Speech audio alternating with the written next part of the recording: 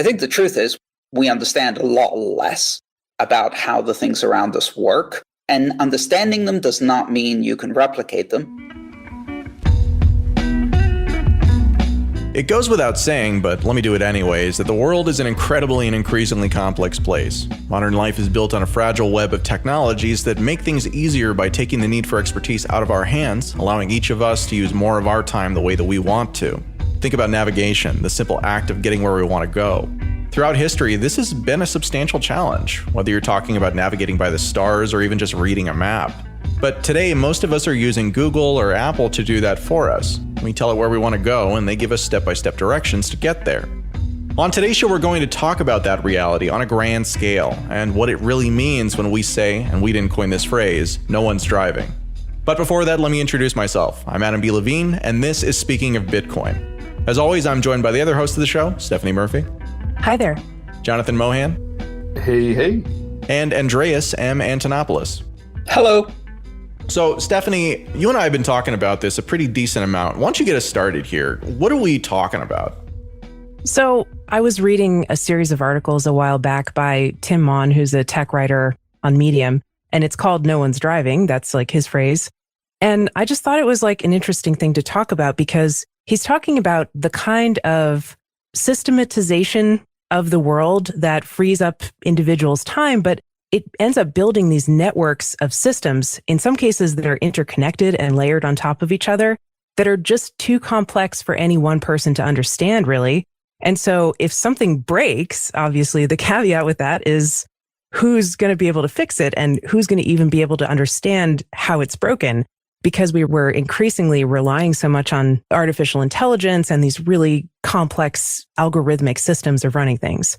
And as examples of this, he cites things like not only the financial industry, which is what we talk about on the show, which has tons of bots and algorithms, whether you're talking about traditional finance or cryptocurrency, executing thousands of trades per second, in some cases.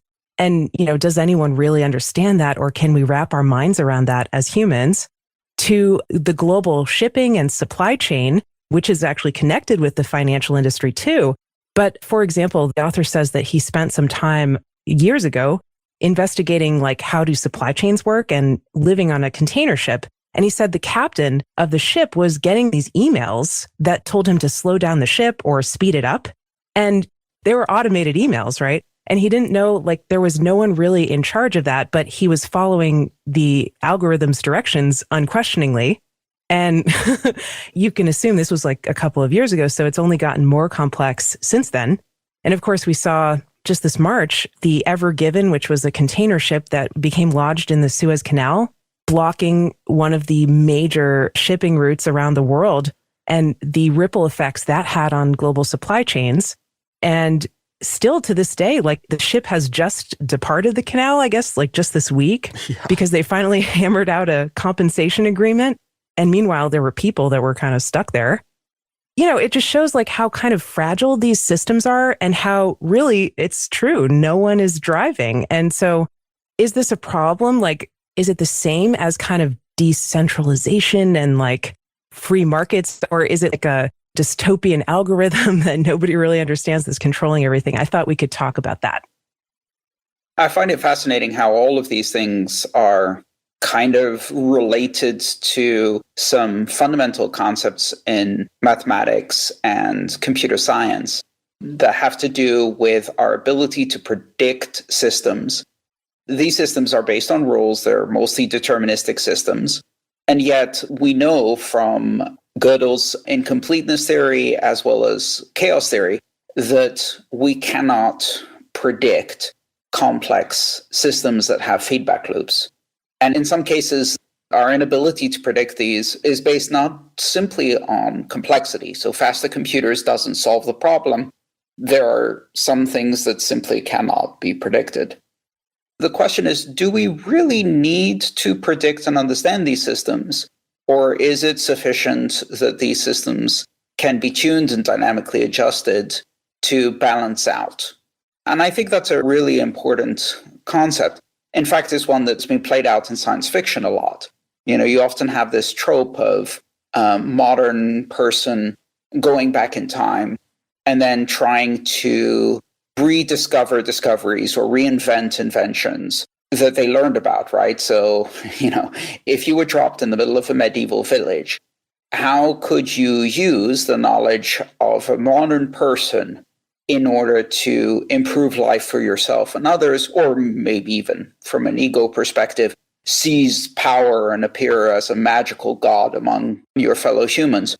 And the truth of it is, as much as we like to think that our high school education, maybe in physics and chemistry and things like that, would allow us to rebuild modern civilization from scratch, I think the truth is, one, we understand a lot less about how the things around us work, and understanding them does not mean you can replicate them. And the other aspect of it is that these systems do not exist in a vacuum. Many of the things we have today depend on these vast webs of logistics and supply chain to bring different materials together and then process them in certain ways that build up complexity over many, many thousands of steps. And you can't build all of that from scratch. It takes an entire planet working together over, perhaps decades, centuries even.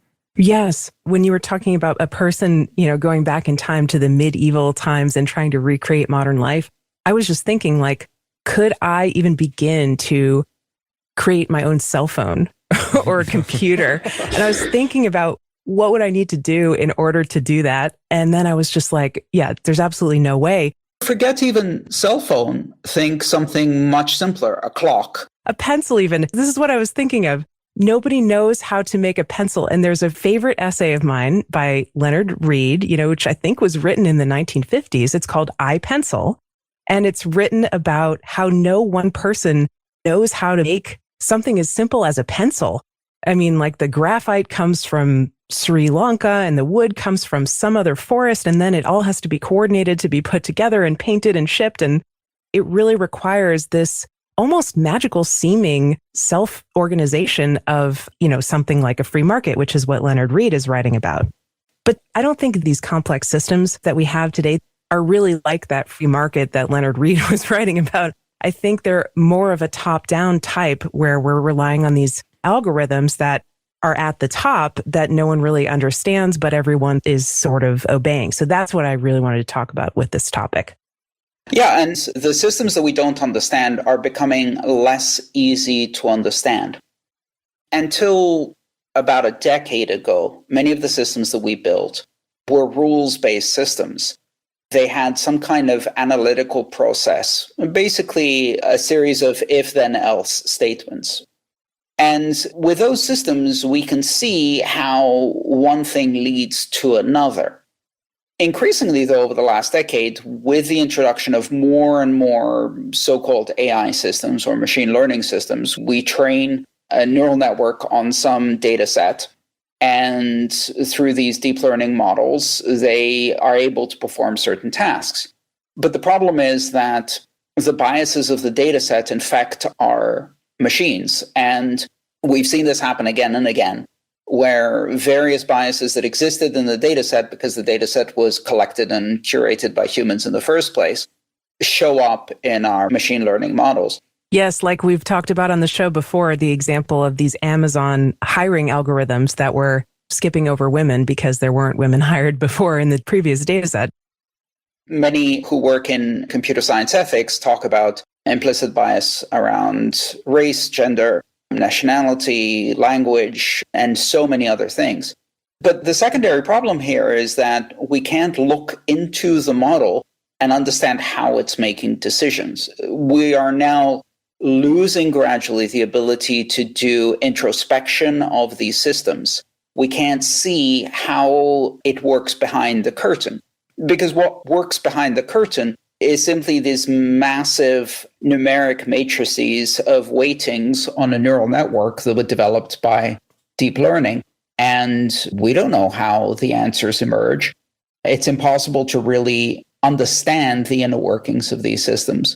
So the only way you can discover edge cases or biases or the points at which they fail is through experiential exposure. You basically run it until it fails. We're seeing this in things like self-driving systems, for example, where you don't know how it's going to react to a circumstance that hasn't happened yet until that circumstance happens. And you can only test so many things. Reality has too many free variables. And so not only are we building systems that we don't understand, we are now building systems that cannot be understood. And these systems themselves do not understand how they reach conclusions. Right. And this is the whole thing also about the fourth industrial revolution. The pace of technological change is accelerating, right? And so you combine that with these systems that now are not even understandable. And is there going to be some kind of crash, just like with the self-driving cars? Are we going to find out the hard way that there can be problems that can't be fixed because nobody understands them? And I'm curious, like from a social perspective, is this leading somewhere like to a movement to simplify our lives or to get back to understandable technology? Like, are we going there eventually? I think yes. And I think that maybe we already are, or some of us already are. I think not. I think we've seen in every successive generation of technology this concern that the technology is progressing too fast and our ability to absorb it and survive as a species is progressing too fast. And we've seen that nevertheless through crashes and disasters and failures of technology on a massive scale again and again and again, that somehow we make it through. Now, maybe next time we're not going to be so lucky. But I think all of the movements that have tried to go back to a simpler past come back to one fundamental problem, which is that the present we have today is the only status or the only system that scales to allow our species to survive at the level we survive on this planet at this scale. So going back necessarily means not being able to support the species on this planet. You can't take the technology of 100 years ago, or even the technology of 30 years ago, and use it to sustain a 7.8 billion number species. And you can't use the technology of 30 years ago to survive catastrophic events, for example, a pandemic.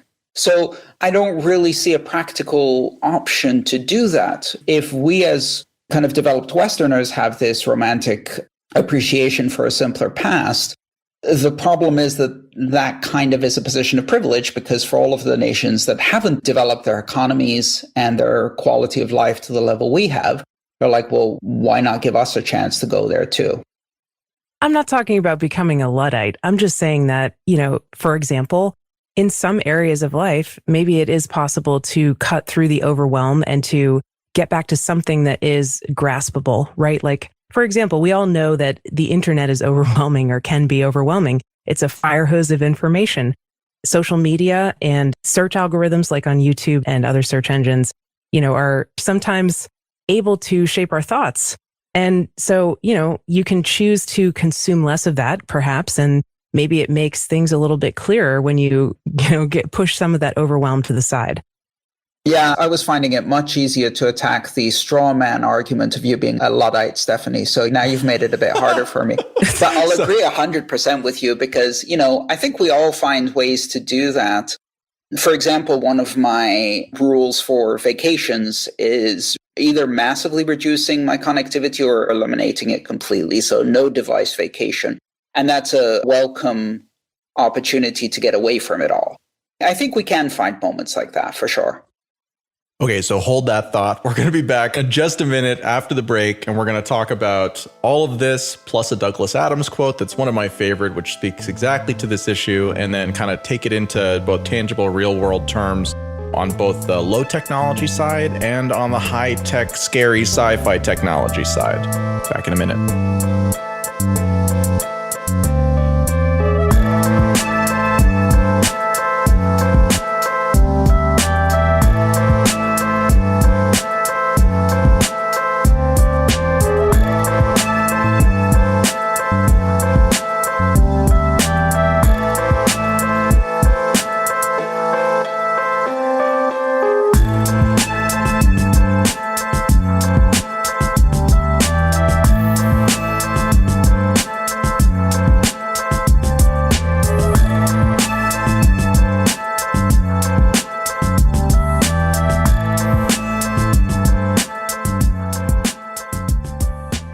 So Douglas Adams said, I've come up with a set of rules that describes our reactions to technologies. 1, anything that is in the world when you're born is normal and ordinary and is just a natural part of the way the world works. 2, anything that's invented between when you're 15 and 35 is new and exciting and revolutionary, and you can probably get a career in it. Anything invented after you're 35 is against the natural order of things. Love Douglas Adams. He has so many good quotes.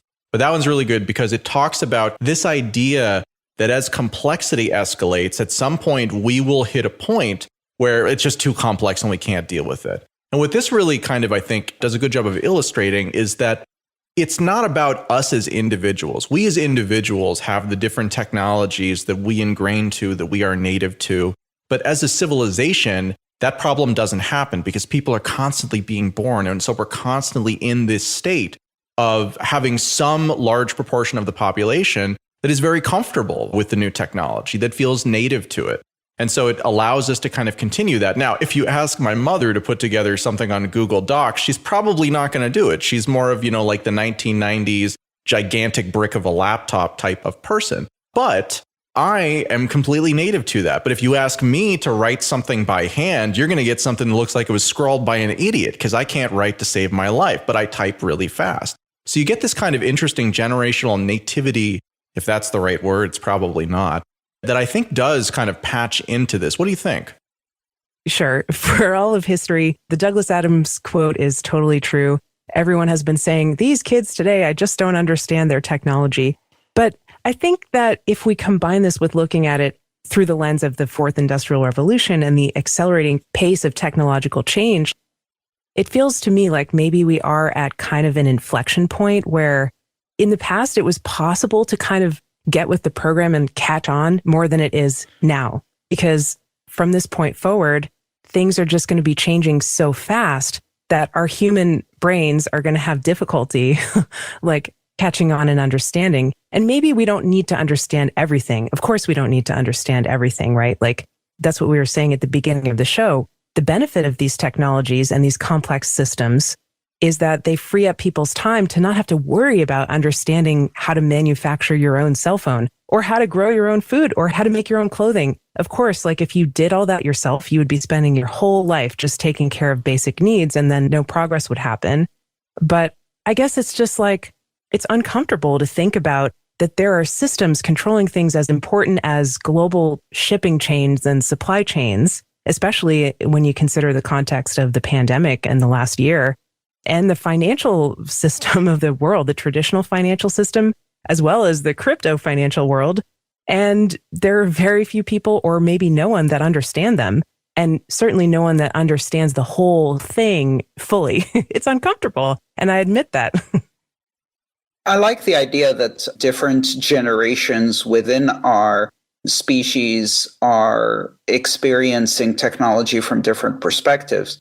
But I think it's also true, as I believe William Gibson said, that the future is already here, it's just unevenly distributed. Yeah, that is Gibson. And so different parts of the planet are experiencing different parts of technological advancements too. And I think in the end, that's the saving grace, which is we're not a technological or futurism monoculture. We have massive amounts of decentralization of experience, both generationally and geographically, that allows some people to beta test stuff on a small scale before it's rolled out on a bigger and bigger scale. And by the time it is rolled out on a bigger and bigger scale, a lot of testing has happened. And I think that keeps us safe from the kind of catastrophic collapses that one might imagine by rogue systems with unintended consequences. But then again, I'm always a techno-optimist. So if the AI becomes too complicated for us to understand, I think what we do is we build an AI governor to run it. Are you joking about that? I hope so. I'm totally joking about that. Okay, good. That's a parody of techno-utopianism, which is any engineering problem can be solved by a slightly more complex engineering solution. Did you guys hear about this infamous fat finger trade where somebody pressed a wrong button okay, here's an article I found about it. Citigroup has officially lost the court battle to recover some $500 million that was accidentally transferred to investors in a Revlon debt deal. And it was called the fat finger trade because it was basically a mistaken transfer. And they were going to court to try to get it back, but the court said they can't get it back. No, usually when something like this happens, if it happens to an institution that's big enough, they can get a bailout from the government or perhaps some help from the established financial system. But do you think that increasing automation in these complex systems prevent things like this from happening? Or is it because of these complex systems that something like this fat finger trade happened? Well, I think it's indicative of how little people in the Biden administration Citibank has that the ruling went the way that it did. It's unfortunate that they weren't Goldman Sachs or any of the other institutions that are well stocked on K Street and in the White House. So if anything, the answer to the question, how many lobbyists does Citibank have in Wall Street? And the answer is not enough, clearly. That is wildly cynical, Jonathan. Thank you. I appreciate that take.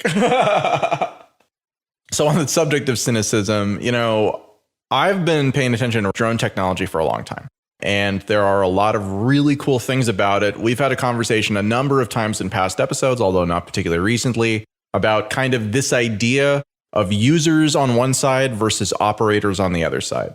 And you can think about this in like a car. If you are driving a car, you have to know how to drive a car.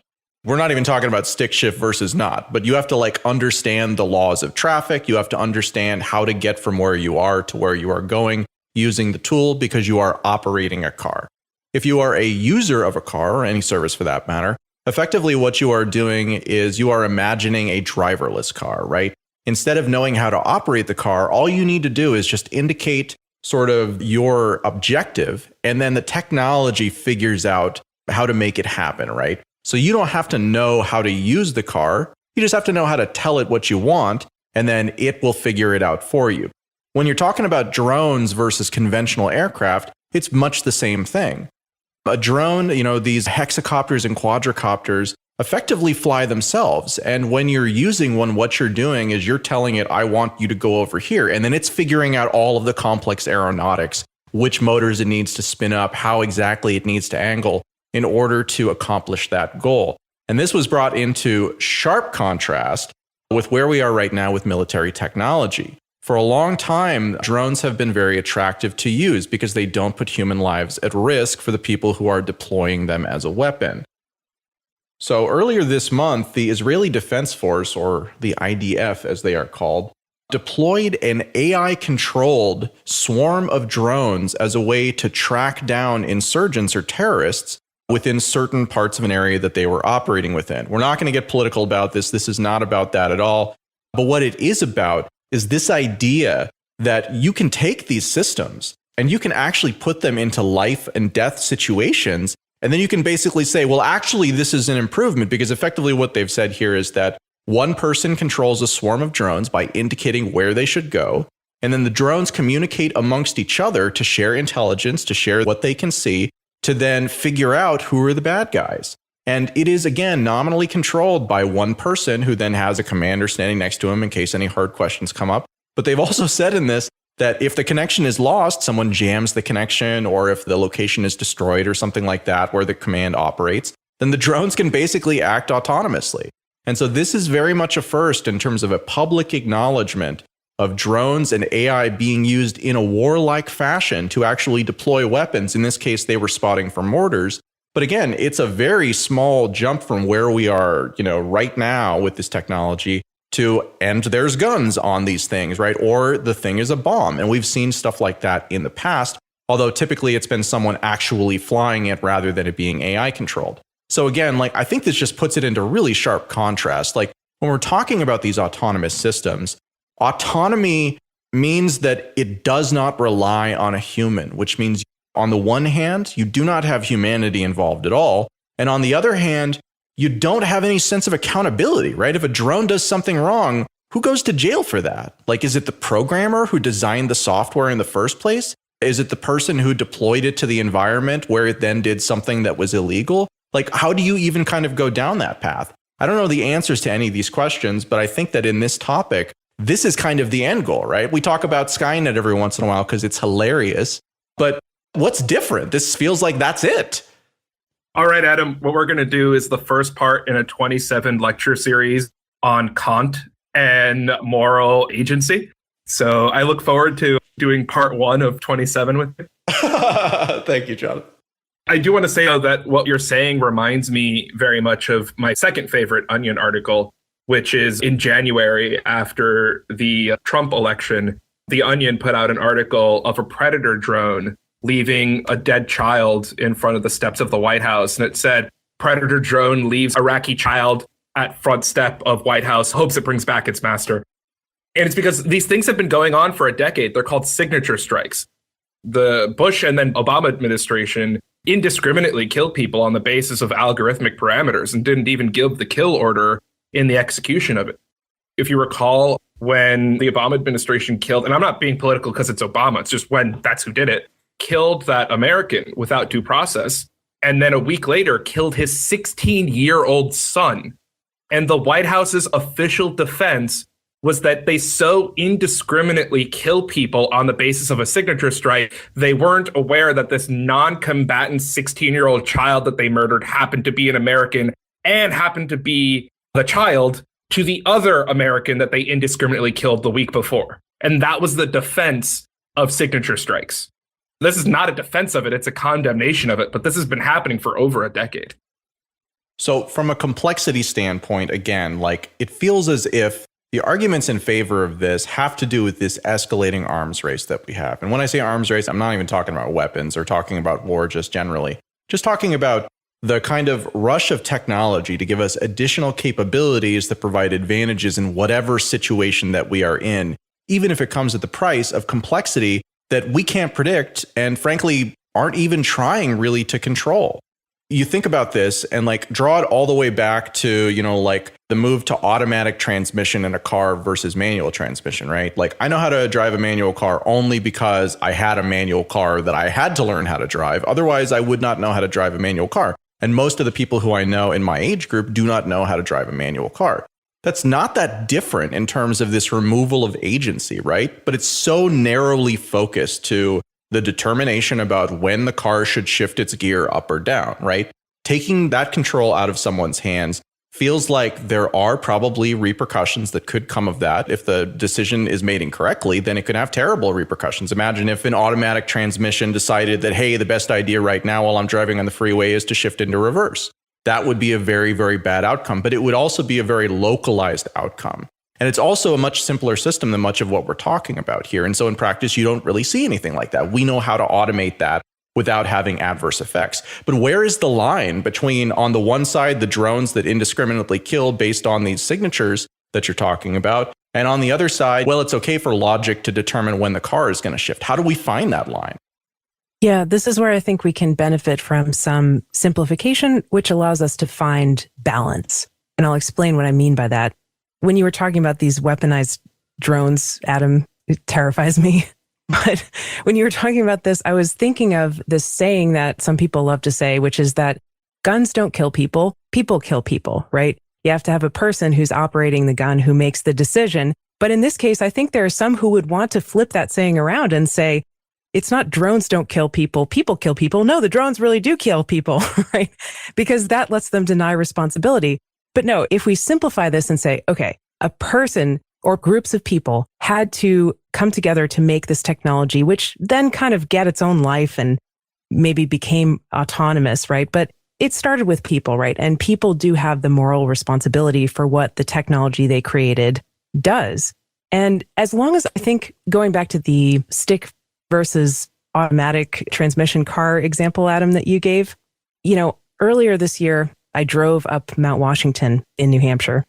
And this was really cool. But the thing is, when you're going down the mountain, you can't just rely on your automatic transmission. You have to kind of shift the car into the lowest gear possible. Otherwise, you're going to burn out your brakes, and it's better for the car and it's more efficient if you go into manual mode and you shift into the lowest gear as you're going down the mountain. And so in that sense, when I had to do that, it was like one of the only times I've had to use the manual mode in my car. But I was really glad that I had that mode and that I understood it enough to understand why it was important to shift into a low gear going down the hill. And so I think that as long as we have a little bit of basic knowledge we can use to turn into basically common sense, and as long as there's someone who understands the system, or at least parts of the system, and they can put their knowledge together with people who understand other parts of the system to kind of collectively wrap our heads around it,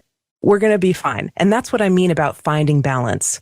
Like, obviously, it's scary and dangerous if these systems are completely ununderstandable and it's like we don't even know where to begin. But if there are certain specialized individuals who understand at least like some parts of the system and they can put their heads together with others who understand other parts, we can probably still keep a grasp on the technology and repair it if needed, or if things go wrong, or steer the direction of where it goes in the future. So I promise at some point in the near future, I am going to stop talking about inflation so much, but I have to bring it up here again. So last week, we talked with John Williams, the economist from shadowstats.com, which basically continues tracking like inflation and unemployment and GDP and all of these other statistics using the original government methodologies that have changed over time. This allows you to make apples to apples comparisons between the data that we saw in the 1970s, a period of historically high inflation, we are told, and today. And spoiler alert, for those of you who didn't listen to that one, inflation today is basically as high as it was during the height of the 1970s if you use the same methodology. And the only reason why we don't actually see that today in terms of the official measures is because they have changed the way that it is measured, but they continue to pretend that it's an apples to apples comparison when actually it pulls about 8% inflation out. Okay. So the part about this that is interesting to me is that if you look back at the rationale or the reason that led to this distortion in the way that we measure these statistics, it actually comes back to this idea of automating cost of living adjustments for the purposes of Social Security and government pensions. In 1972, the US Congress passed a rule basically that made it so that cost of living adjustments, which are intended to keep the value of the money that someone is being paid if they receive something like Social Security from degrading as inflation eats away at the value of the money, they basically automated that in 1972. It went into effect in 1975. The reason why they did that was because if you didn't do that, then Congress had to continuously vote on this stuff. And with inflation running high at the time, the thought was essentially that it's a losing proposition either way. Either we don't give them a cost of living increase and people complain that their value that we are supposed to deliver to them is degrading, or we do give them a cost of living increase, and now we are voting to spend more money that the government doesn't necessarily have on this entitlement. So by automating it, you effectively take that out of control of Congress, and you make it so that it's just something that happens based on the technology. It happens based on what's the best data that we have. That's what should determine it, not people. So now that worked for a couple of years, but you get to 1982, just 7 years after this went into effect, and the compound result of that change is that payments to Social Security recipients had gone up by 94.4% in just a 7-year period. So the way that they solved that problem, which obviously was a problem, basically they were faced with a choice that they couldn't get around, right? On the one side, either you unpeg it, you unautomate the system, which is an acknowledgement that it's giving people too much money because inflation is running high, or you let it continue to be automated, and the automation winds up sucking up all the money that is coming into government to spend on many things, of which Social Security is only one. Impossible decision from a political standpoint, so instead they cheated. They changed the way that inflation was measured so they could pretend that the automated technocratic approach was still actually performing its function, when in reality it was stealing money from people in a compounding basis over the next 40 years. As you can tell, this is a little bit of a pet peeve for me right now as I've been digging into this. But that, I think, is the other thing, is that even in these automated systems, even in these systems that are designed to take the control out of our hands, what we see is that when it really matters, and when especially there are politics involved, what happens is they just fake it. They just change the rules without telling anybody, or they just change the way that things are calculated to get the result that they want anyways, while pretending that it still is this technological or other basis, some type of expertise, right? That is impartial, when in reality, it is simply the guise of impartiality that is being put on top of a problem that is politically challenging to solve. And that right there, again, gets me back to this whole drone thing. The removal of responsibility from the people who are operating these systems, irrespective of whether they pull the trigger or not, is the most dangerous thing that I can imagine. I realize I've taken us down a dark path here, but I mean, like, that's my big concern about this. It's that On the one side, you get the technocratic stuff when it is the result that they want. On the other side, you get the, whatever it is that they want by whatever method is necessary to generate that result. So it's a lose-lose, basically, for people who are just trying to play by the rules, irrespective of the technology you're talking about. I don't know. I think I'm going to answer my own question here and say that I'm really comfortable with technology playing minor roles in systems that we can understand and that we can see. But as we get deeper into this stuff, it is just like there's so much that could go wrong here. There's so many problems that could emerge and so many ways to obfuscate who is truly responsible that lack of accountability and the damage that I think is done to the process of accountability makes me very, very concerned. Yeah, I agree. That's why I think we need human oversight and human accountability. Even if we automate the nitty-gritty processes to technology, there needs to be that human element in there, keeping it human. Yeah. Which is why I fundamentally have a problem with Bitcoin's distribution scheme. What we need is a person at the top. An algorithmic distribution scheme is just too dangerous for something as important as money. To end this on a positive note, I think this will be truly the golden century of dystopian sci-fi. So lots of good books to read. But I do actually think that we haven't delved into this topic as deeply as we can, which is the consequences of outcomes with moral agency, with this concept of sufficiently decentralized and all the good ways that it's being applied, like with Bitcoin, and all the horrible ways that this concept can be applied. And thinking about great, sufficiently decentralized in the context of money means no one's responsible for the money system, but also at what point could that concept and that structure be applied to, a valid re-implementation of a Nuremberg defense, Yeah, you're raising a really good point, Jonathan. I'm glad you brought this up because I wanted to point out that the series that inspired this show for me was, No One's Driving. He wrote a whole series about it. And at the end of the series, it was a really bleak ending. It was basically well, we're all screwed. We can't understand what's going on. Our world is being governed by these unknowable algorithms. So I guess we should just give up, And I didn't want to accept that conclusion. I really wanted a happier ending. And I was hoping maybe we could bring some more nuance and positivity to this concept. So maybe we can talk about this again in the future. But I thought it was a good conversation for now. Yeah, I agree. That was a good conversation and certainly a topic we'll be revisiting. It seems like something that won't be going away anytime soon. That's a wrap on another episode of Speaking of Bitcoin. Today's episode featured Andreas M. Antonopoulos, Stephanie Murphy, Jonathan Mohan, and myself, Adam B. Levine. This episode featured music from Jared Rubens and Gertie Beats. If you enjoyed this episode, send me an email at adam@speakingofbitcoin.com or just leave a review on your favorite podcast player. And until next time, thanks for listening.